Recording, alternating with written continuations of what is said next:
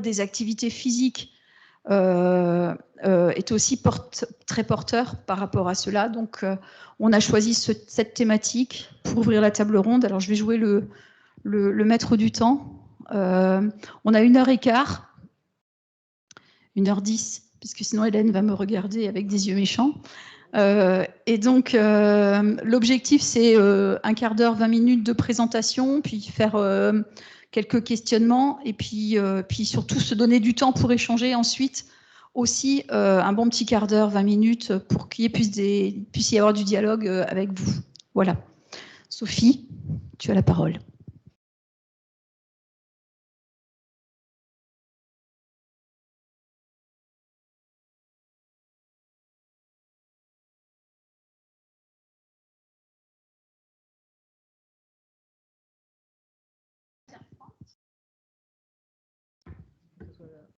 Ok. D'accord. Donc, je te remercie de m'avoir invité à cette journée. Donc, je me présente, Sophie Lemoine-Morel. Donc, je suis enseignante à l'UFR STAPS à l'Université de Rennes 2 et j'appartiens au laboratoire Mouvement Sport Santé qui est localisé à Bru. Alors, on va aujourd'hui échanger sur la prescription de l'activité physique chez le sujet obèse et se poser les questions pourquoi prescrire l'activité physique et comment. Je vais passer très vite sur cette diapositive puisqu'elle concerne des sources épidémiologiques que vous devez peut-être connaître. L'obésité, c'est une véritable pandémie parce qu'elle concerne toute la planète et on sait qu'elle est présente aussi bien chez l'enfant, chez l'adolescent et chez l'adulte, et chez l'adulte aussi bien chez la femme et chez l'homme. Alors, beaucoup de chercheurs se sont intéressés aux origines de cette pathologie. Et il y a diverses études qui ont travaillé sur cette thématique et qui ont montré que le développement de l'obésité, c'était le résultat d'une interaction entre une prédisposition génétique associée à un environnement délétère. Alors, qu'est-ce que j'entends par environnement délétère? Eh bien, je fais référence donc à la balance énergétique, avec un déséquilibre de cette balance énergétique sur le long terme, en faveur d'un apport énergétique qui l'emporte largement sur une dépense énergétique. Comment contrecarrer en fait cet environnement délétère? Est-ce qu'il faut pratiquer de l'activité physique chez ces patients? Alors on se pose la question, oui, bien évidemment, il est nécessaire de pratiquer de l'activité physique avec ces patients parce que l'on sait, grâce à la littérature, que ça va permettre à cet individu eh bien, une perte pondérale, diminution du poids corporel, dès l'instant où on va augmenter la dépense énergétique et qu'elle va dépasser l'apport énergétique. Alors, en fonction de la littérature, en fonction des études, en fonction des programmes d'entraînement dont on va parler tout à l'heure, la perte pondérale peut être différente. Ce qu'on sait, nous, en fait, c'est que même si une perte est minime, 3% du poids corporel, eh bien, on sait que derrière, cliniquement, on a des bénéfices cardiométaboliques. On a une diminution du risque des maladies cardiovasculaires et une diminution des risques de diabète de type 2 et autres bénéfices. Alors, ces bénéfices, on peut les maintenir si on arrive à maintenir cette perte pondérale. Par contre, ce qu'on sait, d'après la littérature, c'est que ce maintien de perte pondérale, il est compliqué, il est difficile. Il y a des études qui nous ont montré qu'un an après cette perte pondérale, on avait une reprise entre 30 et 50% donc, du poids. Donc, que faire? Plusieurs chercheurs se sont posé la question, qu'est-ce qu'on peut proposer aux individus présentant une obésité? On va essayer de modifier leur mode de vie et on va essayer de répondre à 3 questions. Est-ce qu'il faut augmenter la pratique d'activité physique seule? Est-ce qu'il faut diminuer l'apport énergétique seul? Ou est-ce qu'il vaut mieux associer les deux? Et si on associe les deux, dans quelle proportion? Alors, il y a des études qui ont été réalisées. Vous imaginez bien qu'il y en a beaucoup. Et on peut obtenir un certain nombre de recommandations grâce notamment à la CSM. Alors, essayons de répondre à la première question. Est-ce qu'il vaut mieux augmenter la pratique d'activité physique seule? Il y a des études qui ont été réalisées là-dessus. Et on s'est aperçu qu'il est nécessaire de pratiquer énormément pour avoir une perte significative. Et ce n'est pas toujours simple, en fait, chez des sujets qui ont un emploi du temps très, très chargé, quelquefois, et puis qui ont des limitations fonctionnelles. Alors, essayons de répondre à la deuxième question. Est-ce qu'il vaut mieux diminuer l'apport alimentaire seul? On sait que c'est efficace aussi. On va avoir une perte pondérale. Par contre, la question, c'est est-ce que cette perte pondérale, elle est toujours associée à une perte de masse grasse uniquement? Ce n'est pas toujours le cas. D'autres études qui ont comparé en fait ces différents programmes et qui ont montré en fait qu'il vaut mieux associer les deux. Effectivement, la CSM nous dit, eh bien, il vaut mieux combiner une diminution modérée de l'apport énergétique avec un niveau d'activité physique adéquat, et ceci va maximiser donc la perte pondérale chez ces sujets. Alors, s'il y a une perte pondérale, il y a des bénéfices sur la santé. Bénéfices sur la santé, puisqu'on sait que la pratique d'activité physique, elle va réduire l'obésité abdominale et plus précisément l'obésité viscérale, améliorer l'insulinosensibilité, améliorer le profil lipidique ou encore les valeurs de tension artérielle, et puis diminuer le processus inflammatoire et diminuer les risques prothrombotiques. Donc oui, il y a des bénéfices. Et comme le disait Alain Varé lors d'une conférence, eh bien l'activité physique, c'est un médicament hypolipidique, hypotenseur, bradycardisant, vasodilatateur, diurétique, amaigrissant, hypoglycémique, tranquillisant, antidépresseur. Par contre, ce qu'on sait, c'est que l'observance et la prescription ne sont pas toujours aisées. Alors, si je m'intéresse à cette pratique d'activité physique, donc chez ce sujet, je vais pouvoir aller regarder les recommandations en matière d'activité physique. Les recommandations, alors je vais pouvoir me référer aux recommandations de santé publique. Attention, les recommandations de santé publique n'ont rien à voir, il faut bien les différencier avec les prescriptions d'exercice, notamment énoncées par la CSM, en vue d'améliorer la santé de l'individu et d'améliorer la condition physique, même si ce n'est pas le premier objectif. Alors, ces recommandations, on les sait tous, au moins 150 minutes hebdomadaires d'activité physique modérée ou 75 minutes d'activité physique hebdomadaire à intensité plus soutenue. Alors, si je m'intéresse à l'activité physique, je vais pouvoir différencier ce qu'on appelle l'activité physique planifiée, structurée, en vue d'augmenter la condition physique du patient et d'améliorer sa santé, comme l'équipe de Strass et collaborateurs, et je vais pouvoir la différencier de l'activité physique qu'ils appellent accessoire. Lorsque je vais faire référence à l'activité physique accessoire, je vais m'intéresser au domaine de l'activité physique. Et quand je m'intéresse au domaine de l'activité physique, eh bien, je fais référence à la pratique d'activité physique que l'on a dans la vie de tous les jours, avec nos activités domestiques, nos transports, nos activités professionnelles. Et vous connaissez peut-être le compendium des activités physiques. Vous avez un lien ici qui va vous permettre en fait, de déterminer, de connaître la dépense énergétique des différentes activités physiques. Si je m'intéresse à cette activité physique domestique, je vais pouvoir regarder, donc, dans cette revue de la littérature, je vous ai trouvé un article, une belle étude qui est faite par Gibala et collaborateurs, qui n'est pas spécifique au sujet obèse, mais je voulais vous en parler aujourd'hui parce que je suis quasiment sûre que dans quelques années, on reparlera en fait de ce programme d'activité physique. Effectivement, cette équipe de chercheurs qui travaille sur la mise en place de programmes d'entraînement nous dit de nombreux sujets vont pouvoir suivre des programmes d'entraînement planifiés, structurés. Mais ce qu'on sait en fait, c'est que dans la vie de tous les jours, on est amené à faire de la pratique d'activité physique et quelquefois de façon d'intensité très élevée et de façon intermittente. Il nous donne un petit modèle, une mère de famille qui va prendre les transports, qui va courir pour prendre son bus, qui va monter les escaliers, qui va faire des courses, qui porte des charges, qui joue avec ses enfants. En fait, ce qu'on s'aperçoit, c'est que ces activités physiques, elles sont souvent très intenses et elles sont de manière intermittente. Alors eux, c'est ce qu'ils nomment le villepin. Et c'est tout nouveau, c'est sorti en 2020. Et en fait, pour l'instant, ils sont en train de définir ce qu'est le villepin, comment on va pouvoir l'évaluer, grâce à quels outils. Et ils vont enfin, ils sont déjà en train de travailler sur est-ce que ce Vilpa a des bénéfices sur la santé. Donc, il y a des études qui commencent à sortir.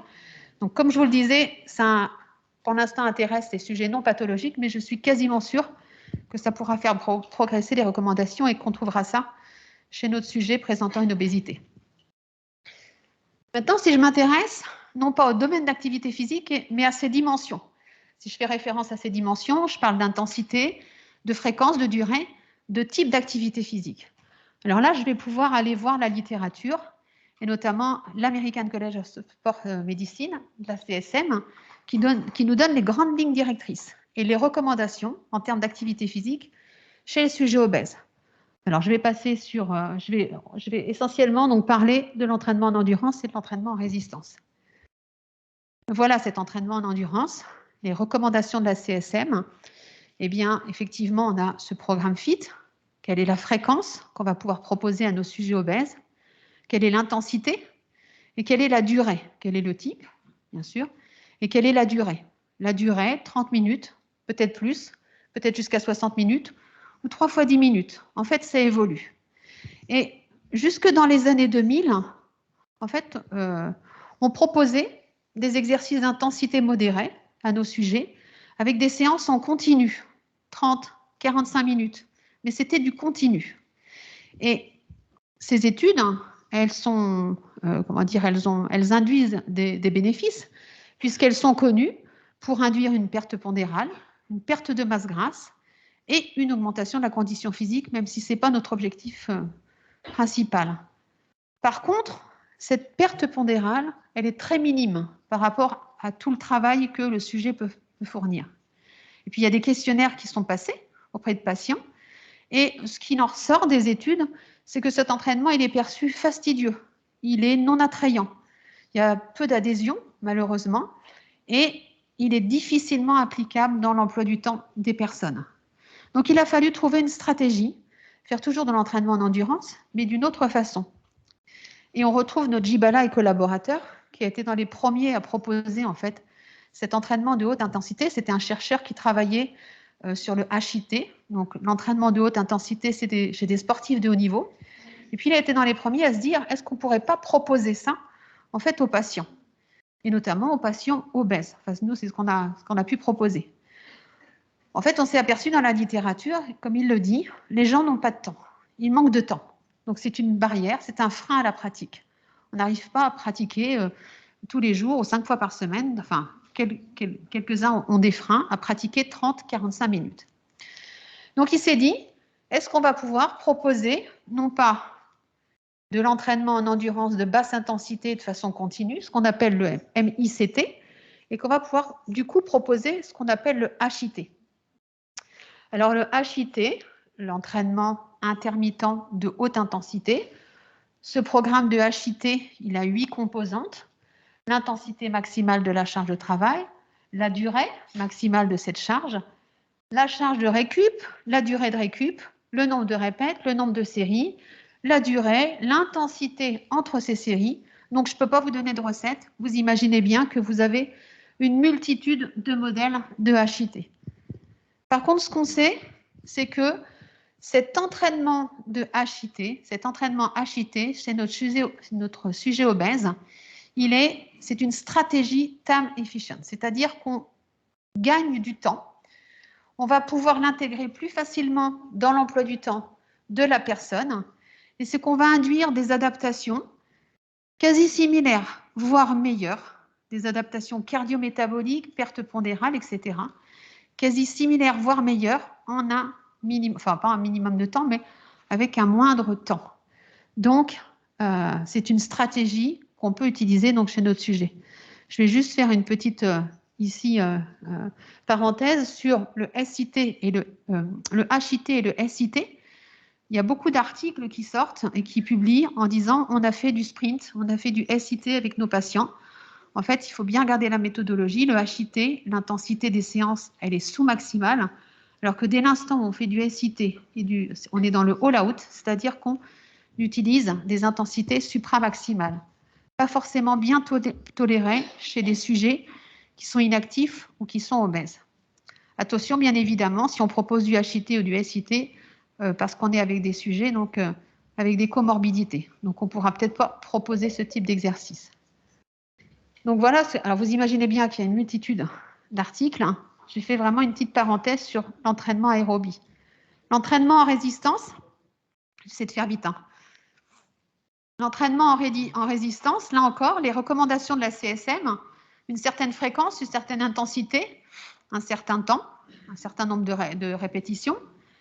La CSM nous dit on peut proposer en fait ce type d'exercice et ce type d'entraînement au sujet obèse, non pas pour induire une perte de poids, une perte pondérale très importante. Par contre, ce qu'on sait, c'est que ce type d'entraînement va augmenter la masse maigre. Effectivement, il est connu que l'entraînement en endurance, non, l'entraînement en résistance, pardon, va augmenter la masse musculaire de l'individu. Et cette masse musculaire qui augmente va avoir un effet sur l'augmentation de la dépense énergétique de repos, qui fera qu'on aura une augmentation de la dépense énergétique totale. Et on le sait, cette augmentation de la dépense énergétique de repos par cette prise de masse musculaire, elle va permettre cette perte de masse grasse, et elle va surtout permettre aux individus de maintenir la perte pondérale. Donc ça, c'est primordial. Alors, il y a des équipes qui ont travaillé là-dessus, notamment une équipe de Boisseau et collaborateurs, qui ont travaillé chez des femmes post-ménopausées, obèses, et qui ont comparé l'entraînement en continu d'intensité modérée, OHIT et OHIT, plus de l'entraînement en résistance. Alors, ce qu'ils ont montré, c'est que les programmes HIIT étaient plus efficaces dans la perte de masse grasse abdominale et viscérale, que le RT n'augmentait pas, enfin, ne potentialisait pas ça, mais par contre, permettait une augmentation de la masse maigre.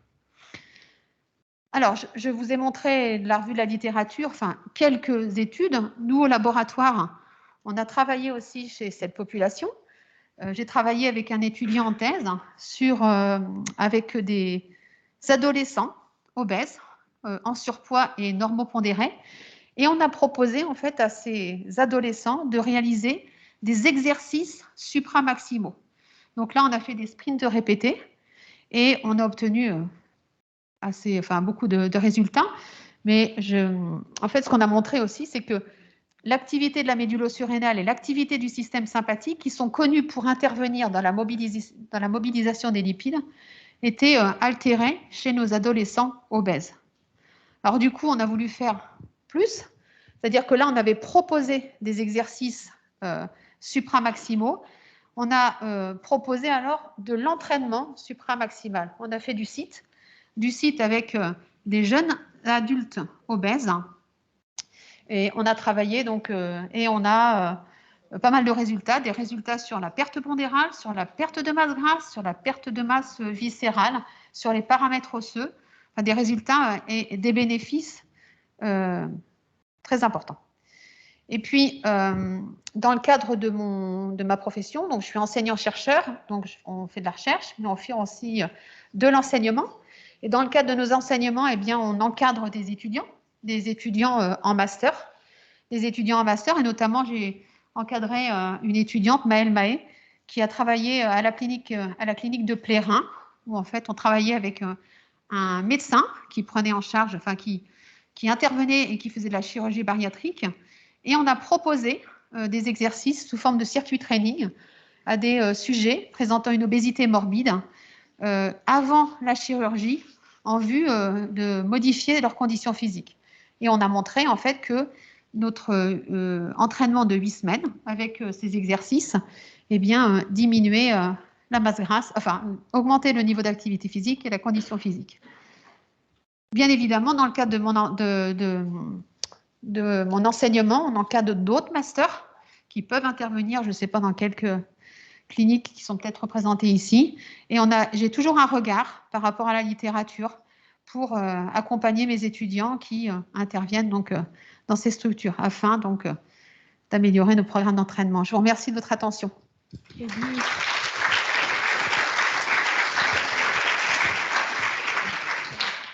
Merci Sophie, c'était dans les temps en plus. C'est vrai ? Ouais. Ce que je propose, c'est de passer la parole à Marie, qui est donc enseignante APA, à qui on a demandé d'être un peu le premier témoin de chaque intervention, de nous donner son sentiment, elle qui au quotidien réfléchit à toutes ces questions-là. Bonjour, donc déjà merci de m'avoir invitée à cette journée. Donc moi c'est Marie, enseignante en activité physique adaptée. Donc pour vous dire un petit peu, je travaille dans 2 structures, une structure de réadaptation à l'effort et une structure de sport santé qui du coup a le label sport santé bien-être.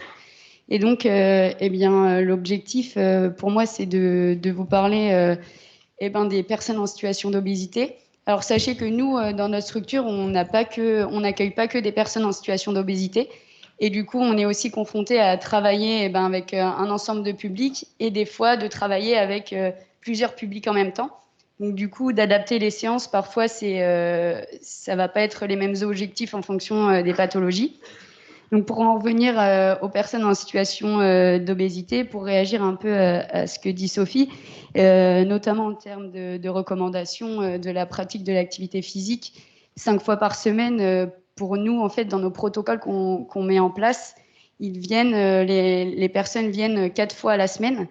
Et donc, c'est des protocoles qui durent quand même 3 mois. Mais on sait que c'est énormément coûteux pour eux et certains ne viennent des fois pas à leur séance. Donc pourquoi eh bien, c'est la question qu'on se pose, pourquoi ils ne viennent pas, notamment par un manque de temps, mais peut-être aussi par un manque de motivation, puisque là, le coût pour eux, c'est dans une de mes structures, c'est remboursé par la sécurité sociale. Et ensuite, ils peuvent être dans l'autre structure qui est une structure de sport santé, où là, c'est des abonnements qu'on propose plutôt à viser de volontariat. C'est eux qui viennent de leurs propres moyens. Et là, pour le coup, eh bien, les gens ne viennent que 2 à 3 fois par semaine. Donc voilà, il y a toujours cette problématique de savoir et de motivation ou de temps qu'ils accordent à la pratique de l'activité physique. Et voilà, après, peut-être que si les protocoles étaient faits en hospitalisation complète, peut-être que là, on pourrait avoir l'activité à 5 fois par semaine et peut-être avoir les recommandations les recommandations fixées. Mais dans le cadre, oui, sur le terrain, c'est difficile d'avoir les 5 fois par semaine, c'est sûr. Après, je réagis sur un autre point en termes du HIIT. Donc nous, c'est quelque chose qu'on ne met pas en place dans notre structure, puisque en fait, le HIIT travaille à 80 à 100% de la fréquence cardiaque max. Et nous, dans notre structure, on travaille autour de 60 à 70% de la fréquence cardiaque, puisqu'en fait, on leur demande un effort modéré. D'une part, puisqu'en fait, on n'a pas de cardiologue dans notre structure. Donc, on veut éviter tous les risques cardiaques qui peuvent se poser. Surtout que le médecin, des fois, n'est pas présent dans la structure. Donc c'est pour ça. Après, on travaille en intermittence. Mais on travaille en intermittence autour de 60 à 60% 70% de leur fréquence cardiaque. Voilà un peu sur quoi nous, on travaille au sein de notre structure. Je ne sais pas si vous avez des questions. En termes d'intensité, 70% de la fréquence cardiaque. Enfin, je pense que tu peux faire aussi de l'intermittent à 70% de la fréquence cardiaque de réserve. Si vous êtes déjà à 70%, en fait, vous allez forcément mobiliser les lipides.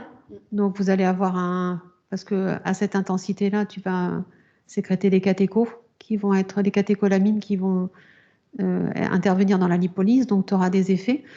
Tu peux faire de l'intensité. Je ne sais pas s'il faut absolument faire de l'intermittent à 80% de la fréquence cardiaque de réserve. Après, du coup, je réagis. Nous, en fait, on a des patients qui sont toujours en continu, c'est-à-dire qu'ils vont avoir une intensité. Nous, on se fixe à 60-70% de leur fréquence cardiaque. Mais par exemple, des gens sur vélo, sur tapis, où ils vont monter à l'intensité 9 et sur tout le protocole, ils vont être en continu. Après, il y a des gens, quand on sait qu'ils sont plus à l'aise, on leur dit de faire de l'intermittence. Donc, on va chercher un peu plus haut. Mais justement, est-ce que ça, il faudrait qu'on propose ça à tous nos patients ou est-ce qu'il y a des bénéfices proposer ça à tous les patients, non. Enfin, si tu adaptes en fonction du patient, peut-être que tu as des patients qui ne pourront pas le faire. effectivement, le HIT, dès l'instant où tu augmentes l'intensité, tu sais que tu as des patients qui ont des comorbidités. Donc, il y a certains patients que tu vas plutôt leur préconiser de l'endurance, enfin, du continu. Et voilà, tu adaptes en fonction de ton profil de patient. De toute façon, si on ne dit pas en fait que l'entraînement en endurance, il n'a pas d'effet. Hein. L'entraînement en endurance en continu, il a des effets bénéfiques aussi. Après, tu as différents protocoles en fonction du profil du patient, de son emploi du temps. Mais ça ne veut pas dire qu'il ne faut pas faire d'entraînement en endurance en continu chez ces patients. Okay. Il y a des bénéfices aussi. Donc, mais effectivement, je te rejoins. C'est vrai que la fréquence, c'est 5 fois par semaine, peut-être un petit peu moins avec de l'intermittent. C'est compliqué. Quand le sujet est en structure, bah là, effectivement, dans son emploi du temps, tu vas peut-être pouvoir le faire. Après, en dehors d'une structure, c'est compliqué parce que oui, il faut qu'il puisse faire 3 fois, 4 fois. Il y a des freins à la pratique, mais on essaie de casser ces barrières. Après, nous, on se rend compte, en fait, nos protocoles sont mis en place sur 3 mois. Donc, à raison de 3 fois par semaine où ils font de la réadaptation cardiovasculaire, plus après du renforcement musculaire. Et ils ont une séance aussi en balnéothérapie où là, on peut utiliser de 45 minutes, où là, on peut utiliser un peu plus tout ce qui est saut, travail un peu plus cardiaque, puisque dans l'eau, eh bien, le corps, eh ben, on a moins la sensation d'avoir un corps plus lourd. Et après, en fait, on met en place justement pour essayer de toujours favoriser l'activité physique après leur protocole. Eh ben, on propose 2 mois supplémentaires où là, ils ont seulement une séance par semaine et ils doivent, entre guillemets, nous prouver qu'ils sont capables de faire par eux-mêmes les 2 autres séances qu'on leur avait proposées avant. Et on se rend compte que c'est compliqué puisqu'en fait, il y a plein de freins, notamment en termes de coûts. C'est-à-dire que en général, c'est compliqué de se motiver tout seul à aller faire de l'activité, que ce soit de la marche en extérieur ou du vélo, ou bien de s'acheter un vélo chez soi, mais aussi dans les associations, puisque c'est ça on se rend compte qui va permettre d'adhérer à l'activité. Plus ils vont être ensemble, je pense que David va en parler après, mais cette notion de cohésion est plutôt psychologique et sociale du fait qu'ils vont trouver des pairs et après pouvoir faire de l'activité ensemble. Mais c'est vrai que les différents freins que nous, on retrouve, c'est ça. Je suis complètement d'accord. Et puis, tu dis 3 mois. En fait, finalement, 3 mois pour changer un comportement de vie, c'est super court, en fait. Oui, c'est sûr. Donc, voilà. Et aussi, nous, en termes de tests, un peu plutôt, nous, on a une impédancemétrie, donc on voit un peu le taux de masse grasse, masse musculaire avant et après nos protocoles. Et certains sont souvent déçus puisque, en fait, c'est difficile d'avoir des bénéfices en 3 mois. Et du coup, on leur explique que c'est pas un travail sur 3 mois, mais c'est sur toute leur vie qu'il va falloir essayer de maintenir l'activité physique. Et par rapport à ça, alors je ne sais pas, vous avez une impédancemétrie, mais après, souvent les sujets, ils se focalisent sur la balance, sur leur poids. Et finalement, quelquefois, à la suite d'entraînement, en continu ou intermittent, on va avoir le poids qui ne va pas bouger, tout simplement parce qu'il y a une perte de masse grasse et en parallèle, vous allez avoir une perte de masse maigre, une augmentation de la masse maigre, de la masse musculaire. Et ça a des bénéfices cardiométaboliques.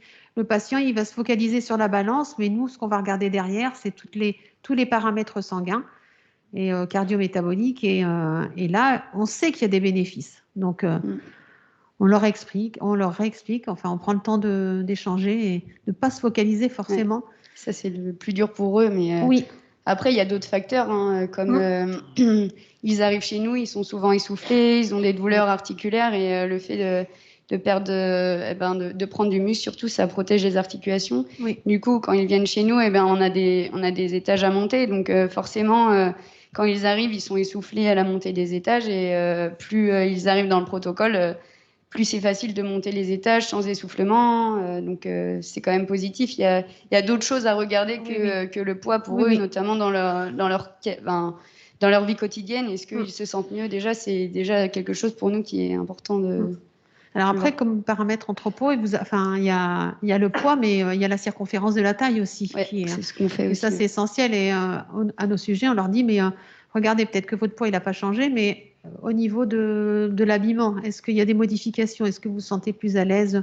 Oui, effectivement. Et ça, cette perte de circonférence de la taille, elle est essentielle parce que c'est de la perte de masse grasse viscérale. C'est la plus délétère. Donc, ça, c'est essentiel, en fait, pour nous. On va les laisser discuter toutes les deux, là. Donc, on a vu qu'il y avait une question autour de la motivation, du respect du protocole. Et je pense que c'est justement ce dont David va nous parler. Et puis après, on échangera avec vos réactions à vous.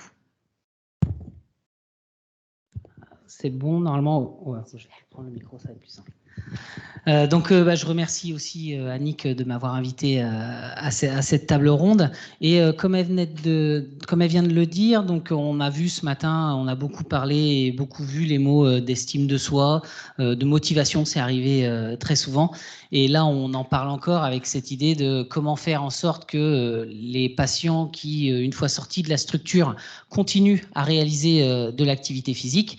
Et donc, l'objectif de mon intervention, c'était d'actualiser ou de réactualiser pour certains l'utilisation des principes motivationnels pour permettre aux individus de devenir actifs, et pas seulement au sein des structures, mais de devenir actifs également sur le long terme, voire le très long terme. Alors, très, très rapidement, parce que Sophie en a dit quelques mots en introduction, et puis du coup, c'était prévu que j'introduise ça aussi. Aujourd'hui, l'obésité, ou le surpoids et l'obésité, c'est 2 milliards d'adultes, 700 millions d'adultes en obésité. Les derniers chiffres qui sont sortis, c'est l'enquête OBEPI 2020, qui est sortie du coup il y a quelques mois, et qui montre qu'en France, on a 17% d'adultes en obésité, donc c'est plus de 8 millions d'adultes. Et aujourd'hui, l'OMS reconnaît l'obésité comme la 5e cause de mortalité au monde, avec plus de 3 millions de décès. On le sait aussi, l'obésité entraîne des conséquences cognitives très importantes. On a un taux de tentative de suicide qui est plus grand. On a des symptômes dépressifs plus importants, une image corporelle qui est fortement détériorée, une baisse de l'estime de soi et de la perception de qualité de vie. Et puis, on a aussi du coup cette prise en charge qui est multisectorielle de l'obésité avec de la diététique, des TCC, de la chirurgie bariatrique qui est en énorme boom ces dernières années. On est aujourd'hui à plus de 60 000 interventions par an de chirurgie bariatrique avec, dans la très grande majorité des cas, aucun suivi après. Aucun suivi psychologique ou suivi en activité physique. Et dans les rares cas où il y a un suivi, il ne dépasse quasiment jamais 2 ans. Donc il y a vraiment une question à se poser derrière sur comment faire en sorte de motiver les individus à la pratique d'activité pour que cette pratique devienne non plus assistée, mais qu'elle devienne autonome sur le long terme. Alors très rapidement, les effets bénéfiques de l'activité physique sur les processus psychologiques. Je vous présente juste très rapidement les résultats d'une étude qu'on a menée avec une étudiante du master APA. Donc, elle a été réalisée sur 29 patients en hospitalisation complète en obésité et qui suivaient 30 séances d'APA au cours des 3 semaines. Donc, c'était 5 jours par semaine et séance le matin, séance l'après-midi.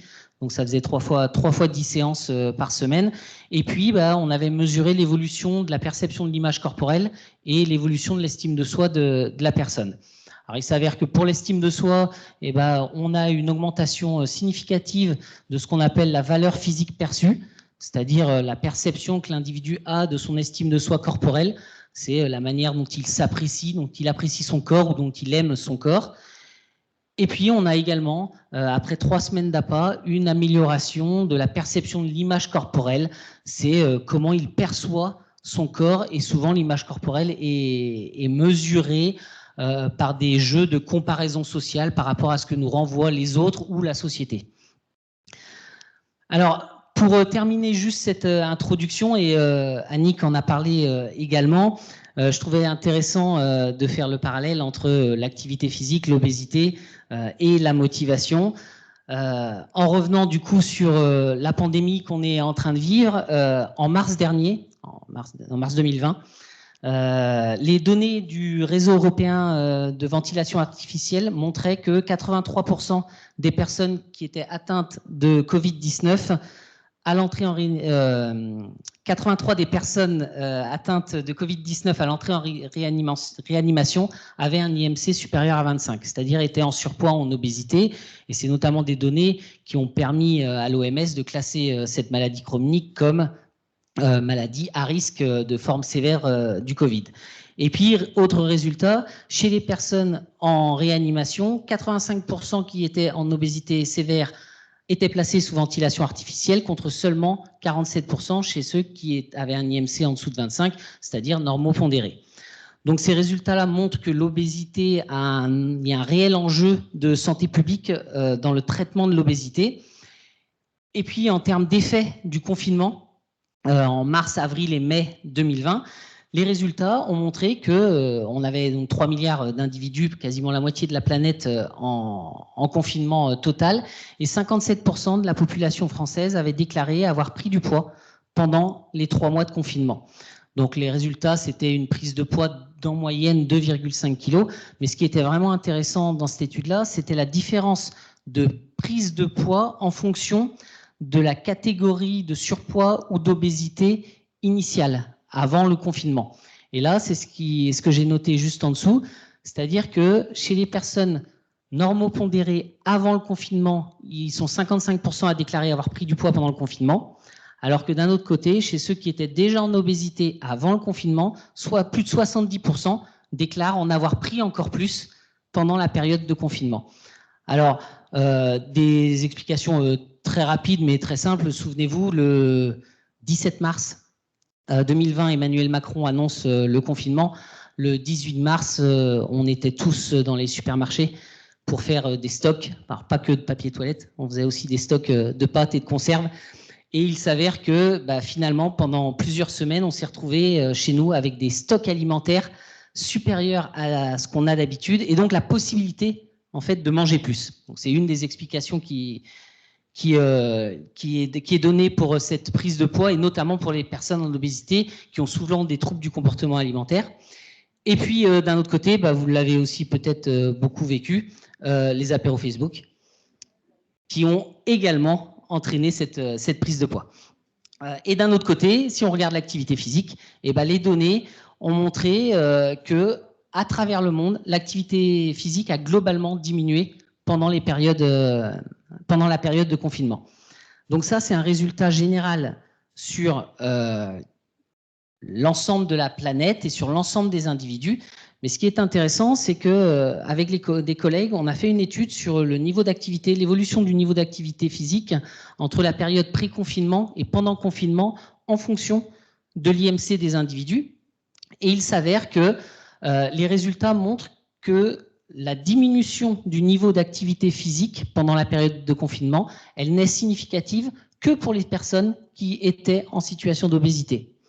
Et que pour celles qui étaient en situation normopondérée, elles ont plutôt, c'est le cadre de gauche, elles ont connu, une augmentation significative de leur niveau d'activité physique. Donc cette diminution globale de la population en termes d'activité physique, elle est principalement due à une diminution très forte chez les personnes en obésité. Alors, la question se pose donc de savoir, maintenant qu'on a vu que finalement l'activité physique était vraiment très importante pour maintenir un niveau de bien-être et physique et mental, la question c'est comment faire pour développer chez l'individu finalement une bonne motivation qui lui permettrait de passer d'une pratique assistée en structure à une pratique autonome sur le long terme chez lui.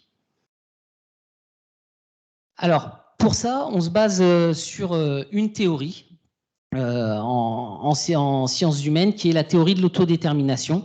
Et cette théorie de l'autodétermination, elle part du principe de base que la motivation chez un individu, elle se développe notamment à travers l'interaction entre les facteurs personnels de l'individu, sa personnalité, ses besoins, ses attentes, et les facteurs environnementaux, c'est-à-dire l'environnement dans lequel on place l'individu pour réaliser cette activité. Et autant, quand on intervient, on peut difficilement jouer sur les facteurs personnels, par contre, on intervient à 100% sur l'environnement dans lequel l'individu réalise l'activité. Et dans cette théorie, on part sur 4 postulats de base. Le premier, c'est que tout le monde est motivé. C'est vraiment quelque chose qu'il faut retenir. En fait, on ne parle plus aujourd'hui, ou on ne devrait plus parler aujourd'hui de « je suis très motivé » ou « je ne suis pas motivé », mais plutôt de « je suis pas bien motivé » ou « je suis très bien motivé ». Ce qui fait que cette motivation, elle n'est plus quantitative, mais elle doit être pensée comme étant qualitative. Donc on est plus ou moins bien motivé. Et en fonction finalement du type de motivation qu'on va avoir, eh ben, ça va engendrer derrière un certain type d'émotion, de cognition et de comportement futur. C'est-à-dire que certaines motivations vont apporter du bien-être et vont entraîner des comportements persistants. D'autres motivations, au contraire, vont plutôt entraîner du stress et amener la personne finalement à ne pas persister dans l'activité. Alors, je vous montre rapidement ce schéma-là, qui est le schéma de la théorie. Donc, on ne va pas l'expliquer point par point. On va juste partir du bout, qui sont les conséquences en termes de bien-être, de satisfaction de vie, de persévérance dans l'activité. Et puis, l'idée, c'est de voir comment est-ce qu'on peut arriver à ces conséquences-là à partir des types de motivation et des différents cadres qui viennent avant. Donc, pour commencer, c'est bien le type de motivation qu'on va développer qui va influencer ces conséquences. Alors, ces motivations, peut-être que ça rappelle des souvenirs à certains d'entre vous. Il y a ce qu'on appelle des motivations intrinsèques et d'un autre côté, des motivations extrinsèques. Les motivations intrinsèques, c'est cette idée de participer à une activité pour le plaisir qu'on prend à réaliser l'activité, pour les sensations agréables qu'on développe ou pour apprendre de nouvelles techniques pour maîtriser l'activité. Donc, je fais l'activité pour ses caractéristiques intrinsèques. Et puis ensuite, on a différents types de motivations qu'on appelle extrinsèques par régulation. Donc, la première, c'est ce qu'on appelle la régulation identifiée. Je me mets à faire du sport ou je me mets à faire un régime parce que ça va être utile et ça me permet d'atteindre un objectif. J'ai prévu de perdre 8 kilos avant les vacances, donc je vais faire du sport et je vais faire attention à ce que je mange. On imagine bien que la différence, par exemple, en termes de conséquences par rapport à ce qu'il y avait juste avant, c'est qu'une fois que l'objectif est atteint, eh ben, le comportement s'arrête. Ensuite, on a ce qu'on appelle la régulation introjectée. Cette fois-ci, je me lance dans la perte de poids ou je me lance dans l'activité physique pour éviter de me sentir exclu par les autres, par la société, ou je me lance par culpabilité, parce que j'ai honte d'être comme ça, et j'y vais pour cette raison-là. Et enfin, ce qu'on appelle la régulation externe, qui fait que dans ce cas-là, eh ben, je me lance dans l'activité pour répondre finalement à une sollicitation externe qui est capable de me récompenser ou de me sanctionner. Et dans ces cas-là, donc j'y vais par obligation. C'est, on va dire, en termes de bonne motivation et de moins bonne motivation, vous avez à droite les meilleures motivations, c'est assez logique, et à gauche les moins bonnes motivations. Tout l'objectif, et on va le voir justement juste après, c'est comment faire quand un patient arrive en structure pour faire en sorte de déplacer sa motivation pour l'amener le plus possible à droite, de manière à ce que, quand il sort de la structure, il puisse continuer l'activité parce que finalement, il a appris que ça faisait du bien, que ça faisait plaisir et que c'était sympa de faire de l'activité. On le voit bien, les individus qui rentrent, les patients qui en obésité qui rentrent en structure, ils peuvent assez facilement être sur une régulation externe. C'est l'exemple du coup du sport sur ordonnance où finalement, c'est le médecin qui va obliger l'individu à aller réaliser ses séances d'activité physique. Ou alors, on peut être notamment sur de la régulation introjectée, c'est-à-dire que la société me renvoie une image très fit de l'individu et comme moi je ne suis pas dans ce moule-là, eh ben, je me sens plus ou moins exclu. Donc une fois qu'on a vu ces différents types de motivation, bah, finalement comment on fait pour les créer? Et le cadre d'avant, c'est est-ce que l'environnement dans lequel je suis, il permet de mettre en place tous les besoins psychologiques fondamentaux dont j'ai besoin pour développer ces motivations. Donc il en existe 3. La première, c'est ce qu'on appelle le besoin de proximité sociale. Donc c'est le fait que lorsqu'on fait une activité, chaque personne a le désir de réaliser l'activité avec les autres. Pardon. Il a envie de recevoir de l'attention de la part des autres, d'être soutenu, de partager ses activités. Ça, c'est... vous allez courir, vous avez votre monde connecté, vous rentrez, et très souvent, vous partagez sur les réseaux sociaux le parcours que vous venez de faire. Donc même une activité faite seule, finalement, il y a toujours ce désir, cette envie de la partager avec les autres. Deuxième besoin, c'est ce qu'on appelle le besoin de compétence. Dans ce cas-là, c'est que chaque individu, lorsqu'il est confronté à une activité, il a besoin de montrer aux autres et de se prouver à soi-même qu'il est compétent. Si je reprends l'exemple de tout à l'heure, vous faites votre parcours en footing, vous avez besoin de le partager, sauf que quand vous regardez le temps que vous avez mis pour faire vos 2 km, vous vous dites non, finalement, je préfère pas le partager parce que ça va montrer mon incompétence et plutôt que de montrer que je suis incompétent, je préfère finalement ne rien partager du tout. Donc il y a ce besoin de compétence qui existe. Et le troisième, qui est sûrement le plus important, c'est ce qu'on appelle le besoin d'autonomie. Le besoin d'autonomie, c'est cette idée que chaque individu, lorsqu'il réalise une activité, il a besoin de sentir que c'est lui qui a décidé de faire cette activité et que personne ne l'oblige à le faire. Donc cette idée d'autonomie, elle est vraiment très importante dans la théorie de l'autodétermination parce qu'elle va différencier ce qu'on appelle un comportement contrôlé par l'extérieur d'un comportement autonome interne. Et finalement, une fois qu'on a ces infos sur les besoins psychologiques fondamentaux, l'idée c'est comment je peux jouer, moi en tant qu'intervenant, sur l'environnement que je propose pour réussir à développer ces besoins psychologiques fondamentaux. Et là, donc l'idée, c'était une sorte de boîte à outils qui peut amener à des questions ou à faire réagir derrière. Comment on peut faire pour faciliter la motivation intrinsèque? Si on se base sur le besoin de proximité, l'idée, c'est de proposer, quand c'est possible et le plus souvent, des activités plutôt collectives, de développer le soutien et l'entraide entre les patients, d'exprimer qu'en tant qu'intervenant, on exprime notamment de l'intention et qu'on fasse preuve d'empathie. À partir du moment où vous mettez ça en place dans l'environnement, vous développez, du coup, vous répondez aux besoins de proximité de l'individu. Deuxième, concernant le besoin de compétence, quelques idées. Pour développer un besoin de compétence, il faut obligatoirement que les énoncés, que les consignes qui soient données soient très claires, en cohérence avec les attentes des patients. Il faut que les objectifs fixés soient optimaux. Donc, on appelle des objectifs de défi optimal, c'est-à-dire que la personne doit être capable de les atteindre en donnant un tout petit peu plus de capacité que ce qu'il fait habituellement, mais surtout ne pas mettre les individus en situation d'échec, puisque dans ce cas-là, vous leur montrez qu'ils sont incompétents, et comme leur objectif, c'est de montrer qu'ils peuvent y arriver, il faut réussir à proposer des activités atteignables.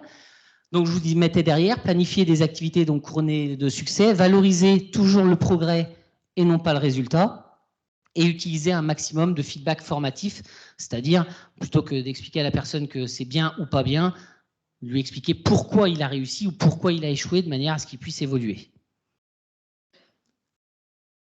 Idem, concernant le besoin d'autonomie, quelques idées. Apporter un maximum de choix dans les contenus, développer la responsabilité et impliquer les patients dans les séances. Ça leur donne, en tous les cas, l'idée qu'ils sont autonomes et qu'ils peuvent choisir finalement ce qu'ils veulent faire, et développer également du coup ce leadership participatif. Donc encore une fois, ça ne veut pas dire qu'ils font ce qu'ils veulent, ça veut dire que lorsque vous avez une séance et que vous avez 4-5 exercices à proposer, ces exercices-là peuvent être extrêmement bien cadrés, mais à partir du moment où vous allez proposer aux personnes sur une séance de 40 minutes de faire deux exercices qu'ils veulent pendant 20 minutes, à partir de ce moment-là, vous laissez le choix. Et vous donnez l'impression que finalement, la personne, elle est plutôt autonome dans son activité, alors même que vous avez tout cadré au départ. Donc, bien évidemment, c'est toutes ces possibilités-là, elles permettent de développer un maximum de motivation intrinsèque. D'un autre côté, ce qu'il faut éviter de faire, baser ces interventions sur le système de menaces ou un système de récompense. À partir du moment où vous faites ça, vous intégrez donc des facteurs extrinsèques, externes dans l'activité, et vous apprenez finalement à la personne que ce qui est important, c'est de faire l'activité pour obtenir la récompense, et pas finalement pour le plaisir de l'activité en elle-même. Évitez donc tous les styles contrôlants, tout décider. Évitez surtout d'utiliser la comparaison sociale. Ça peut se faire de manière très facile, mais c'est extrêmement délétère pour les personnes en obésité. C'est-à-dire d'expliquer à quelqu'un, je ne comprends pas, tu fais pourtant 20 kilos de plus que celui d'à côté, comment ça se fait que tu n'y arrives pas? Bien évidemment, je grossis le trait, mais des fois, c'est des petits feedbacks de comparaison sociale dont on ne se rend pas forcément compte, ou certains intervenants que j'ai pu rencontrer qui m'ont dit « mais non, mais j'ai fait exprès de lui dire ça pour le piquer un petit peu ». Non, ça ne marche pas, ça. On ne pique pas comme ça. Donc, du coup, cette comparaison sociale a tendance à diminuer et à entraîner une motivation de plus en plus extrinsèque. Et puis, éviter également de développer la compétition entre les individus. C'est-à-dire qu'il y a quelqu'un ce matin, je crois que c'était sur le projet Démarche, qui parlait du fait d'avoir mis en place un challenge. Et ben, c'est très intéressant à partir du moment où on fait un challenge de groupe, et que tous les pas, si c'était sur du podomètre, que l'ensemble des pas de tout le groupe soient comptabilisés sans surtout mettre une sorte de graphique avec voilà les pas du patient A, voilà les pas du patient B, les pas du patient C, parce que forcément, il y en a forcément un qui a fait moins de pas que les autres. Donc l'idée, c'est de mettre tout le groupe ensemble et d'atteindre un objectif du groupe. Je vous remercie pour votre attention.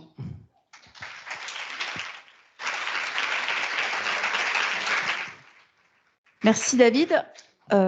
Marie, notre témoin, et puis ensuite aux questions. Du coup, moi, je vais réagir sur la motivation. C'est sûr que, comme disait David, quand les gens ils rentrent dans nos protocoles, surtout sur le sport ordonnance, ben, c'est exactement ça. Leur motivation, elle est plutôt extrinsèque, c'est-à-dire que eh ben, je viens faire de l'activité parce que c'est mon médecin qui me l'a dit, ou parce que j'ai envie de perdre du poids. Et non parce que ils se sentent, ils vont sentir que ça leur fait du bien au niveau physique, mais aussi bien mental. Et plus ça va, plus nous on va essayer de travailler sur les paramètres qu'a dit David, hein, la proximité sociale, essayer qu'ils créent une cohésion entre eux, c'est-à-dire que ils sont en général 7 dans les groupes. Et on le voit tout de suite, hein, les personnes qui s'entendent bien dans le groupe, eh ben, après, ont tendance à être plus assidus à venir aux séances. Alors que les groupes, après, c'est pas prouvé, c'est pas scientifique, puisque nous, on fait pas de données chiffrées. Mais on voit que certains groupes, parce qu'ils viennent toujours dans le même groupe à la même heure, et on voit directement que ceux qui sont tout le temps là, assidus, les 7 personnes, c'est ceux qui ont réussi à créer une bonne dynamique dans leur groupe et qui arrivent à être là 3 fois par semaine. Après, nous, on essaye de répondre à l'objectif de compétences en leur donnant des défis qui leur correspondent en fonction de leurs intensités de travail et aussi de leurs capacités. Donc en général, des fois, ils nous demandent mais pourquoi celui à côté de moi, il est à 8 en intensité en vélo et moi, j'arrive à être qu'à 5. Et ben, on leur explique que en fonction de leur évolution, déjà, en fait, chez nous, ils n'arrivent pas au même niveau, c'est-à-dire que certains arrivent à un protocole, ça fait longtemps qu'ils sont dans le protocole, et certains arrivent juste, donc ils ne peuvent pas avoir les mêmes adaptations que s'ils étaient arrivés il y a un mois. Donc, c'est aussi les dédramatiser un peu sur leur situation et les encourager à continuer surtout et à ne pas lâcher. Et après, on se rend compte que les gens qui vont adhérer à Sport Santé Concept, qui est la structure qui est labellisée par Sport Santé Bien-être, eh bien, c'est les gens qui arrivent à quand même à une motivation plus autodéterminée, c'est-à-dire intrinsèque, où l'activité physique leur fait du bien et où ils ont intégré le fait que c'est important pour leur santé. Voilà, après, pour jouer sur tous ces aspects-là, je pense qu'il faut que la personne viennent avec envie. Donc le problème, c'est que parfois les protocoles qui sont mis en place par le sport sur ordonnance, c'est des protocoles type où on fait cardiovasculaire plus renforcement musculaire. Du coup, pour tout ce qui est y aller avec envie, des fois, c'est pas ce qui se passe. Et du coup, à Sport Santé Concept, c'est des activités qui sont proposées en plus. Par exemple, ils vont bénéficier des activités de yoga, de pilates, de cardio training, mais tout en étant adaptés à leur pathologie, à leur douleur du moment, à leur forme du moment. Et du coup, je pense que c'est ça qui peut qui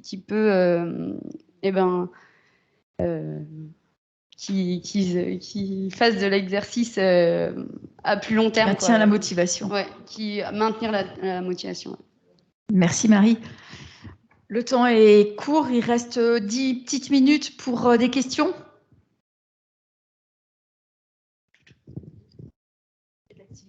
Oui, bonjour, c'est Daniel Jacob de la Fédération de vélo et responsable des pages sport santé de la revue de la Fédération Vélo. Vélo, c'est l'anciennement Fédération française cyclotourisme. Je notais dans la première intervention là, de Sophie une difficulté à concevoir pour des gens qui sont porteurs d'une pathologie qui a été décrite, des entraînements type par intervalle. Or, et la réflexion après qui est venue par rapport à un protocole de ce qu'on appelait dans le temps de la résistance, il y a une ambiguïté, moi, que j'aimerais bien avoir un éclaircissement là-dessus, parce que j'ai fait des mesures, moi, sur des protocoles à haute intensité, style sprint à vélo, avec 800 watts pendant 10 secondes seulement. La fréquence cardiaque ne monte que très peu, beaucoup moins qu'avec 200 watts maintenus pendant 5 minutes. Donc voilà, c'est une ambiguïté, moi, sur laquelle j'aimerais bien avoir l'avis de notre chercheuse. Alors, effectivement, il y a une différence entre le HIT et le SIT. Effectivement, le SIT, ce que nous on appelle le SIT, c'est du sprint, du haut à haute, avec des intensités donc supramaximales. En fait, ce qu'on s'est aperçu dans la littérature, c'est qu'il y avait des sujets qui présentaient une obésité qui pouvaient réaliser cet exercice. Nous, on l'a fait. Nous, on l'a fait avec des jeunes obèses et on l'a fait avec des jeunes adultes obèses. Après, moi, je ne sais pas si vous l'avez fait avec des personnes qui ont des pathologies. Vous l'avez peut-être fait avec des sujets normopondérés ou des sportifs de haut niveau.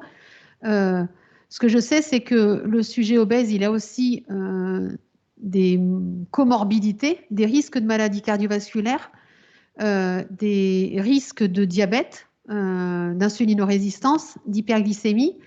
Et ce qu'on sait, en fait, c'est que ce genre d'exercice, alors effectivement, ça va augmenter la fréquence cardiaque, mais ça peut augmenter aussi la glycémie et induire des hyperglycémies. Et il y a des risques, ça c'est connu. Après, certains sujets obèses, effectivement, dans la littérature, tolèrent mal en fait ce type d'exercice mais tout va dépendre aussi des intervalles en fait d'exercice et des intervalles de récupération, parce que c'est très difficile pour le sujet de faire par exemple un sprint ou un exercice de très haute intensité pendant 6 secondes ou 10 secondes, de récupérer peut-être en passif pendant 30 secondes et de reprendre après. Ça a été montré, ou des récup qui sont un petit peu plus longues. Ça a été montré par la littérature que pour ces sujets, c'est compliqué.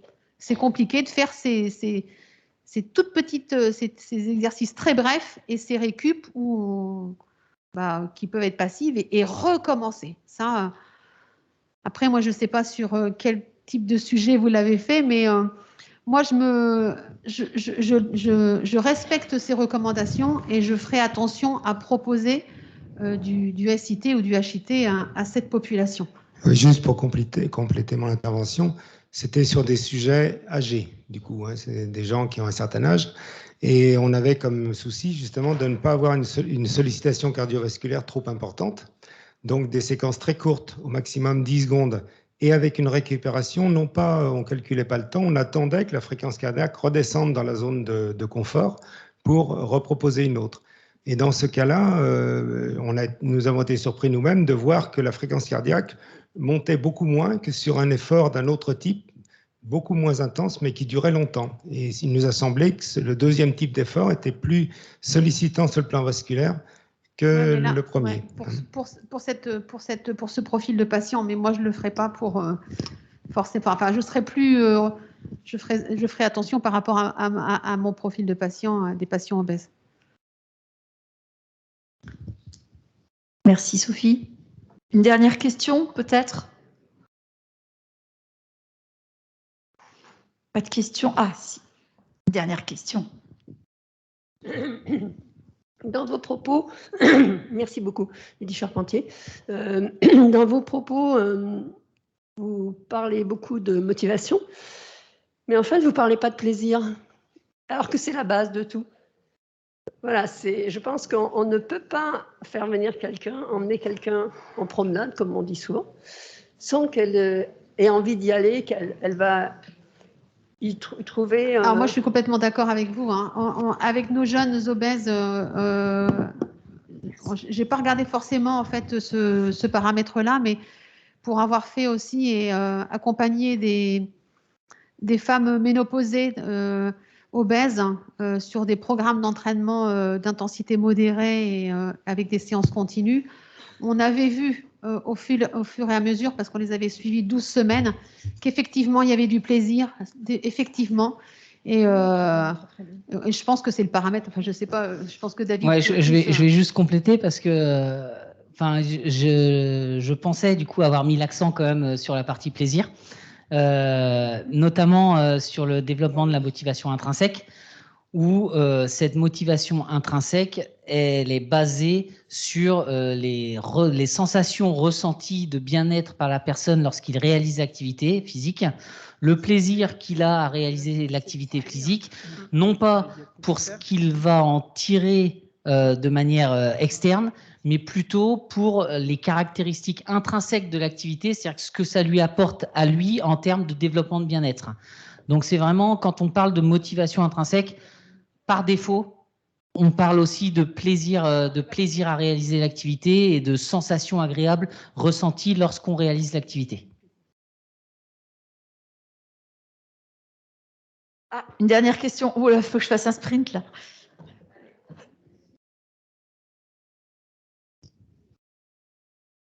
Je vais baisser mon taux de glycémie. J'ai été interpellé par les 800 watts chez les personnes âgées. Il a manqué un paramètre, c'est à quelle fréquence de pédalage?